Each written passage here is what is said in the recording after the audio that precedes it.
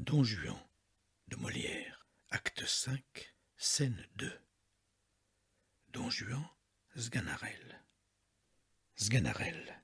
Ah, monsieur, que j'ai de joie de vous voir converti.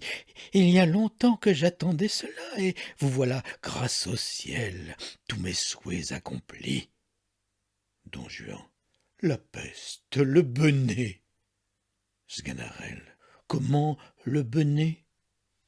Don Juan. Quoi? Tu prends pour bon argent ce que je viens de dire et tu crois que ma bouche était d'accord avec mon cœur? Sganarelle.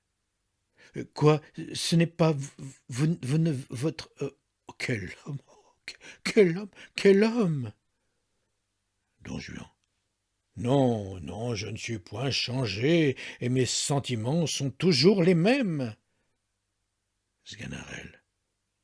Vous ne vous rendez pas à la surprenante merveille de cette statue mouvante et parlante? Don Juan. Il y a bien des choses là-dedans que je ne comprends pas. Mais quoi que ce puisse être, cela n'est pas capable ni de convaincre mon esprit, ni d'ébranler mon âme. Et si j'ai dit que je voulais corriger ma conduite et me jeter dans un train de vie exemplaire, c'est un destin que j'ai formé par pure politique, un stratagème utile, une grimace nécessaire où je veux me contraindre pour ménager un père dont j'ai besoin et me mettre à couvert du côté des hommes. De cent fâcheuses aventures qui pourraient m'arriver. Je veux bien, Sganarelle, t'en faire confidence, et je suis bien aise d'avoir un témoin du fond de mon âme et des véritables motifs qui m'obligent à faire les choses. Sganarelle. Quoi? Vous ne croyez rien du tout? Et vous voulez cependant vous ériger en homme de bien?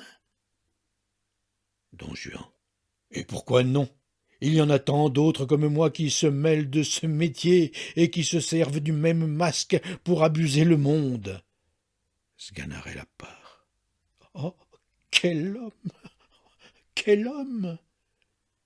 Don Juan. Il n'y a plus de honte maintenant à cela. L'hypocrisie est un vice à la mode, et tous les vices à la mode passent pour vertu. Le personnage d'homme de bien est le meilleur de tous les personnages qu'on puisse jouer aujourd'hui, et la profession d'hypocrite a de merveilleux avantages. C'est un art de qui l'imposture est toujours respectée, et quoi qu'on la découvre, on n'ose rien dire contre elle. Tous les autres vices des hommes sont exposés à la censure, et chacun a la liberté de les attaquer hautement. Mais l'hypocrisie est un vice privilégié qui, de sa main, ferme la bouche à tout le monde et jouit en repos d'une impunité souveraine. On lit, à force de grimaces, une société étroite, avec tous les gens du parti, qui en choque un, se les jette tous sur les bras, et ceux que l'on sait même agir de bonne foi là-dessus, et que chacun connaît pour être véritablement touché, ceux-là, dis-je, sont toujours les dupes des autres. Ils donnent hautement dans le panneau des grimaciers et appuient aveuglément les singes de leurs actions. Combien crois-tu que j'en connaisse qui, par ce stratagème, ont rhabillé adroitement les désordres de leur jeunesse, qui se sont fait un bouclier du manteau de la religion, et, sous cet habit respecté, ont la permission d'être les plus méchants hommes du monde. On a beau savoir leurs intrigues et connaître pour ce qu'ils sont, ils ne laissent pas pour cela d'être en crédit parmi les gens.